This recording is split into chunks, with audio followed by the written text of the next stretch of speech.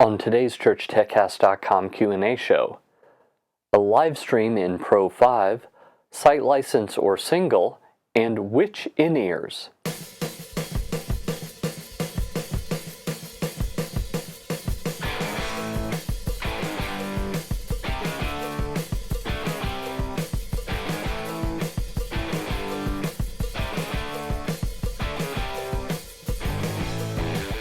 Hi, and welcome again to the ChurchTechCast.com Q&A show. This is the show where every week I answer your church tech questions. My name is Paul Allen Clifford. Our first question today comes from Nick Frechette via email. I've been a fan of your YouTube videos for quite some time. Thanks. At our church, we are having a women's retreat that requires us to log into a website that is live streaming an event. Can we do this using ProPresenter 5? If so, how? We have about a 3 megabit per second download speed at its worst and 5 megabit per second at its best. Any help or guidance you could provide would be a blessing. So, Nick, there actually is some software that will allow you to capture what's on the screen and have that show up in ProPresenter as a video camera. So you could just click on the camera icon and then whatever you're showing will show up.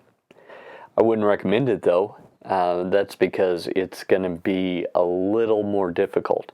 Here's how I would do it in your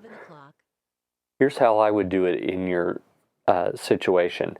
I would have that video up full screen behind the ProPresenter window, behind the kind of the output, and then I would turn off the output.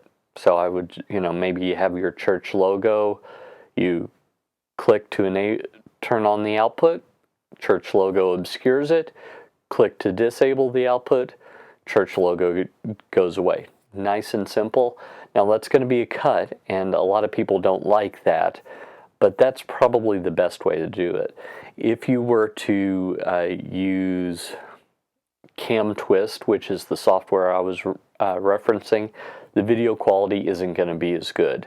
So that's the caution that I would have. ProPresenter's video or web browser just isn't capable of doing video, so I wouldn't even try that. It's possible you could get it to play, but it's probably not going to be as reliable as it could be. Next, Justin Ritchie via email asks, our church is going to be buying ProPresenter 6. Should we buy the site license or the single-use license? Is there an online interface that we can add content to the program without having to buy the site license? Well, the answer is it depends on how many concurrent copies of ProPresenter you're going to be presenting with at a time. So, if you have let's say you have two different spaces. You have like a chapel space and you have your main sanctuary.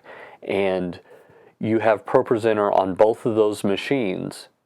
Let's say the youth use the chapel space and every big church, quote unquote big church, uses the sanctuary space. If those happen at different times, single license. If they happen at the exact same time, where ProPresenter is going to be presenting at the same time, in that case, you'll need the site license. So it's basically the case that the way their pricing works, one copy of ProPresenter is half of a site license, so 2 copies is the exact same price as the site license. Might as well get the site license. But to answer your other question, you don't need a license to build in ProPresenter. You only need a license to present in ProPresenter. So you can download ProPresenter onto every computer you have access to right now, this very second. If you try to present with it, it will have a big Renewed Vision logo over it. That's the only difference between the registered version and the non-registered or free version. So the non-registered version, they figure the purpose of this software is to present. So if you don't present with it, use it with our blessing. So for example, on my screencast show, I don't have the registered version here because I'm not actually presenting. I'm just showing you the interface. So that's totally different. So what I would do if I were you is I would create at home on your own computer. No problem, just make sure your fonts are exactly the same size, make sure the resolution is all the same size, etc. Then export it and you can get it to church however you get it there, with a Dropbox account or with their cloud service, either way, and it should just work in that case. And by the way, another thing that you need to know, the PC version and the Mac version, the presentations that they create are interchangeable as long as the fonts are the same. So don't go with like the Apple sans serif font at church, because that's going to be totally different than what you have on Windows at home, or vice versa. You know what I mean.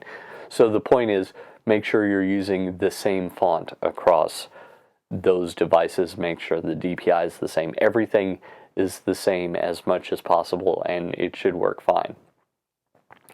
Okay, finally, Josh Thomas via Twitter asks, would you recommend the Shure PSM 300 or the Sennheiser Ew300 G3 in-ear monitors? So I'm less of a sound guy, so I actually ran this past our sound and technical and worship leader. Basically, if it happens on the stage, other than the pastor preaching, he's in charge of it, or anything that happens backstage. So I ran it past him because he knows a lot more about sound than I do. My theory was what he actually suggested. There's nothing wrong with the Shure PSM 300 series, but the Sennheisers are more industry standard and they have more frequencies to choose from. So you're going to run into interference less. They're also pricier. So balance those things out. Well, I hope that helped you. I hope one of those was one of your questions. And if not, just leave your question below the video. If you're listening to the audio or subscribe to the podcast, go to trinitydigitalmedia.com and leave your question on any one of those blog posts and I'll get it. By the way, while you're there, subscribe to the email newsletter. I just redid a bunch of stuff, so there's tons of freebies that are going out to new subscribers. And so I think that it would be worth your while to do that. Until next time, this is Paul Allen Clifford with trinitydigitalmedia.com. Go out and change eternity.